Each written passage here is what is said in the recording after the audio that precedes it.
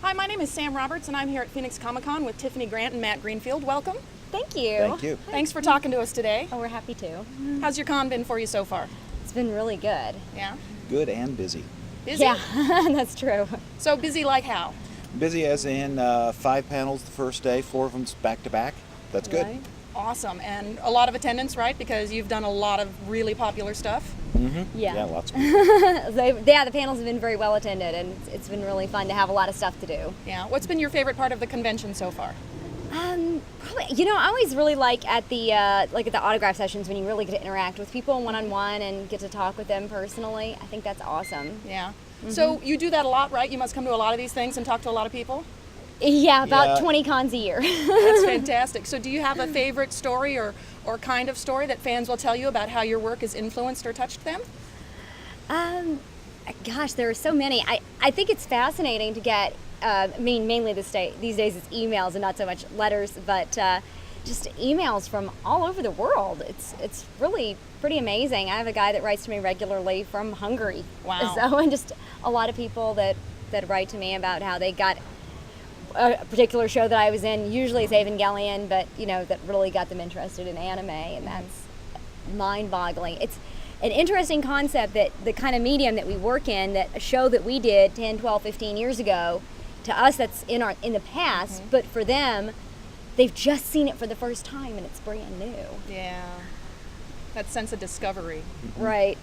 Yeah, I think what I find is I started off as a fan way back, and when we started ADV, there was no such thing as a company, and conventions were like a brand new thing. And all these kids who come up now saying, well, I've grown up with this stuff, and I'm thinking, wow, gosh, I guess you really have, haven't you? Ooh. You may have shaped young minds. In fact, he's been in the business now for 17 years, and our liaison is 17, so I said, oh gosh. Wow. Yeah, it's a little mind-boggling. So one of your most popular characters is Asuka. Mm-hmm. Yeah. Can you talk a little bit about her? What's your take on her? Well, it's funny. We did a whole panel on Evangelion on Friday, and I never knew, of course, when we started working on that show, what a huge international phenomenon it was going to be. So I would have to say probably more than any other, that one character has really had a huge impact on my life, just as far as giving me opportunities to travel, and that's one of the main reasons I get invited to a lot of conventions around the U.S., around the world, and I think she was just really a very interesting character to get to voice as an actor. She was very multi-layered. And what she's not saying is that Asuka and she are almost inseparable. There's a lot of personality traits, and it's fascinating because we've actually had the opportunity to meet the Japanese voice actor for the same character, and they have a lot of characteristics. In fact, the two are constantly That's true. Yeah, we've emailing gotten with to each be other. really, really good friends. Yeah. Me and the Japanese Asuka voice actor Yuko Miyamura. It's really awesome that I've gotten to meet her and become really good friends with her.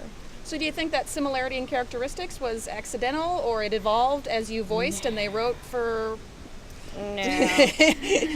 No, he was having auditions, since Matt was the director of Evangelion, and he did have a lot of auditions for pretty much all of the other characters, but for everybody involved was saying, well, Asuka. Tiffany's going to be Asuka, right? It was just this automatic assumption on everyone's part. Well, yeah, Tiffany, Asuka, Tiffany. It was like, yeah, everyone. At some point, I just said, you know what? If everyone thinks this, there's got to be something beyond just the fact that.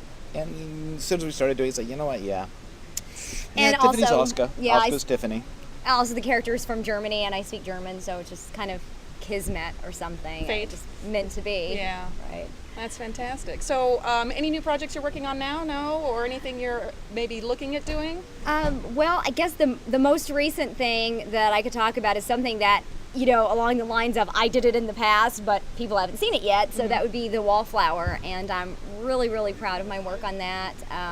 Anime News Network voted the Wallflower as the best dub of 2008, so I'm very excited about that. The first half of the show became available last year, and then I guess sometime in the next couple months the second half of the show will be out, so people will be able to see that. But so the Wallflower, even though I finished my part on it a couple months ago, people haven't gotten to see it yet, but I'm really excited about people getting to see the end of the Wallflowers. They think they're going to like it. Any new projects in the works for you? Always, always. I've usually got 4 or 5 irons in the fire. But besides working on ADV products, we're also handling titles licensed by a company called Sentai. So I'm working on those as a production person. And then also, I'm also now the managing director of another company called Switchblade Pictures, handling exploitation films from Japan. So it's kind of a lot of things going on at any given time, but that's good, because if you're in this business, you want to be busy. Definitely. Well, thank you very much for your time. Hope you have a wonderful rest of the convention. Thank you so Thank you. much.